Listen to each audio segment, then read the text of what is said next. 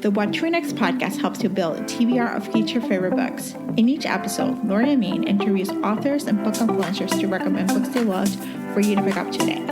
If you're an avid reader, always looking for your next great read, then the show's for you. Hi, Sangu. Welcome to What to Read Next podcast. Hi, thanks for having me. So happy to have you here. Tell us a little bit about yourself. So I am a British Indian author who writes mostly fantasy and sci-fi. Until now, all my books have been for children, but my newest book, The Very Secret Society of Irregular Witches, is my first novel for adults. And yeah, and I think it might, I say this about all my books, but I think it might be my favorite to date. I love it. It's your favorite child until you have a new favorite child, Exactly. So when led you to start writing adult novels? Like what was the bridge to getting to this new level, next genre? I think it was a combination of the right time and a complete accident. So I have wanted to write a book for adults for a very long time. Weirdly enough, when I was a teenager, my first books were for adults. And it's like as I got older, the age group got younger. But I have wanted to, but I've been waiting for the right story. And this just happened to be it. So I think that in that sense, it was a long time coming, but it was also an accident. Yeah. I love this. So let's chat about the Very Secret Society of Irregular Witches. What is the elevator page? It's oh god, it's always so hard to boil it down. Okay, it is a romantic fantasy about a lonely witch who is roped into becoming a magical tutor to 3 unruly witch children, and in doing so falls in love and finds a family she never had. I love this. And so when it comes to writing fantasy, there's different elements that we have to take into account. We take into account world building, plot, characters. Which one comes first for you? Character, I think. My ideas always start with usually the central character, the protagonist, the narrator, depending on the point of view of the story. And I usually have a fairly good sense of who they are from the start.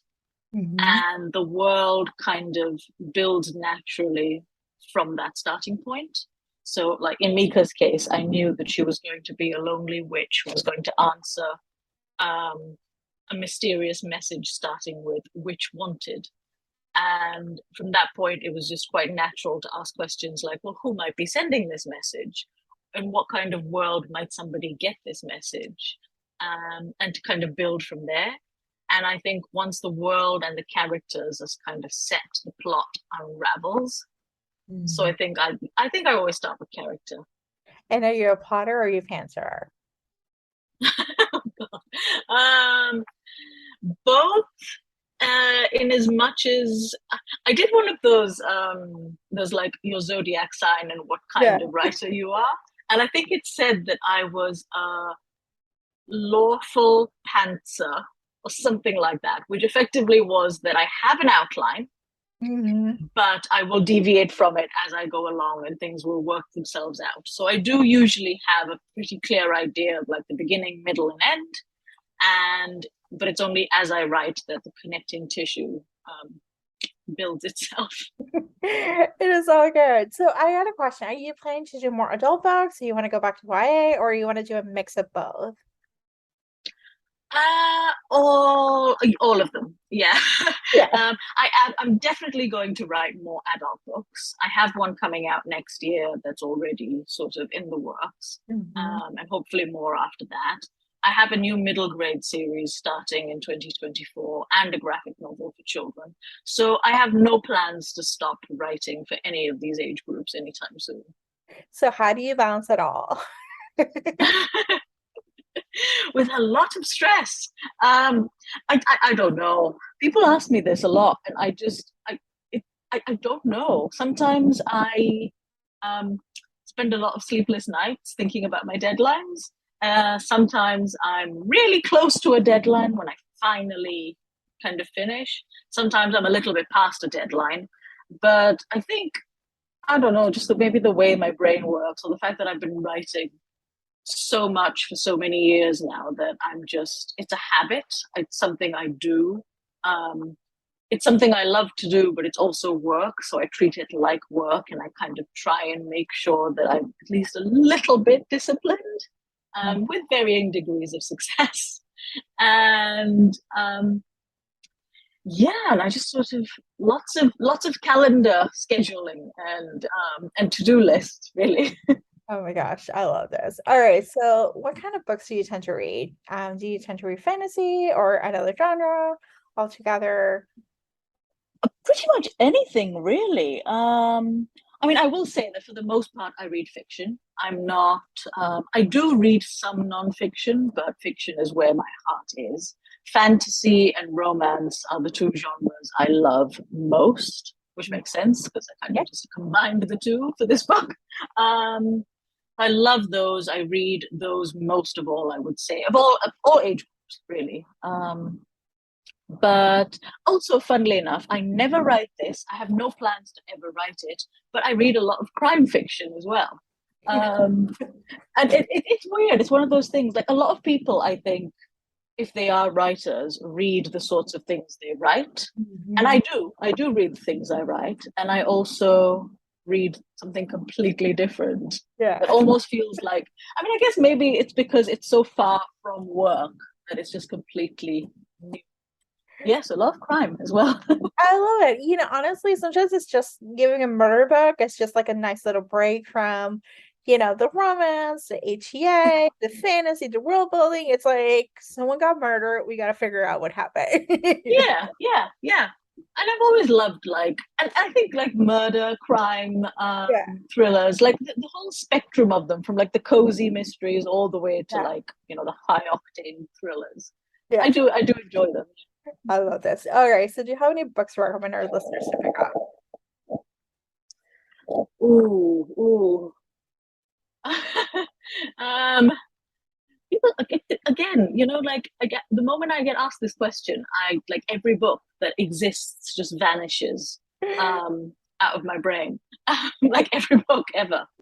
I'm very excited to start reading Babel by R.F. Kuang, which literally just came out in the US, I think.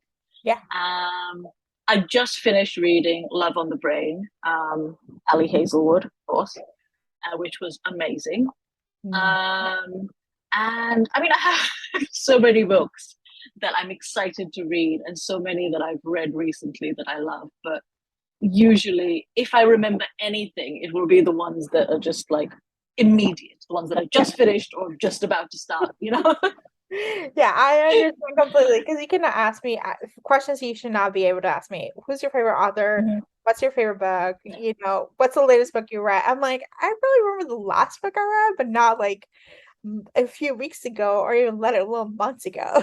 Yeah, absolutely. And it's I often get asked, understandably, I think it is a very natural question to ask. I ask what my favorite book of all time is.